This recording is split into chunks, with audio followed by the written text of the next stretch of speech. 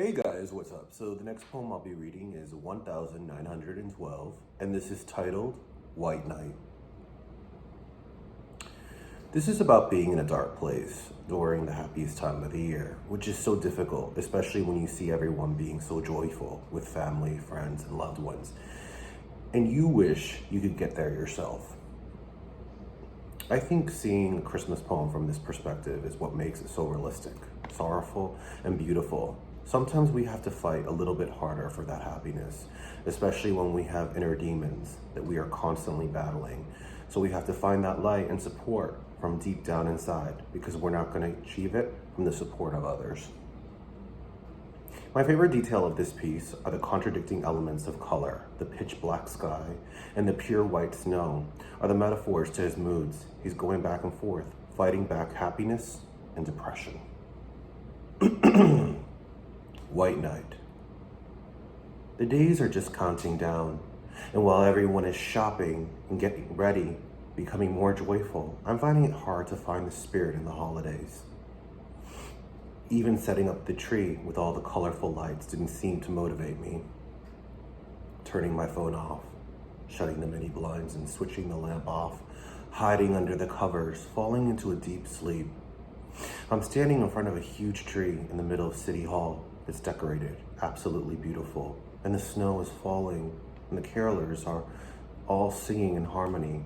There are some children making snow angels, others building snowmans, and some throwing snowballs at each other while the parents are watching with their Starbucks.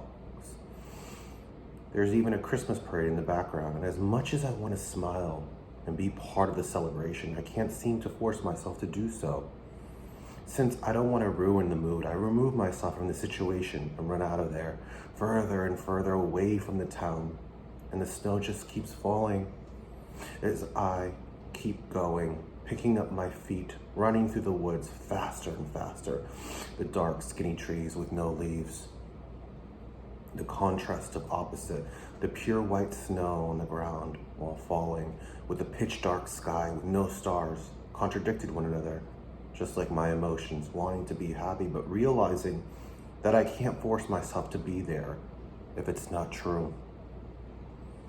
Tears kept strolling down my eyes as they turned to ice, and I chipped them away with my finger. Finally, I tripped over a branch and fell to the ground. I turned around and looked up as the snow fell.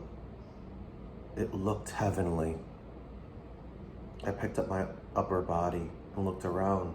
It was so quiet. All I had with me were my thoughts, thinking about how lost I was, how it didn't seem like forgiveness was anywhere close, how a broken past always repeats itself in my heart, how everyone around me seemed to be lying, and that every single heart I gravitate towards doesn't seem to open to love for me. No animals around, no people. I left them in town. Just me, which that's what I wanted for Christmas. But now I see how truly lonely that is. The snow stopped falling. I got on my feet and suddenly I woke up from a dream. The minute I did, I smelled the freshly baked gingerbread cookies. I heard Christmas music in the background and heard a choo-choo train. I walked out of my room and noticed it was Christmas Day, and everyone was celebrating. I found myself warming up. I realized something. Yeah, sometimes you can't force yourself to be happy, but then there are those times that you do need to be around that joy because it could reflect just a little bit, and that's enough to smile.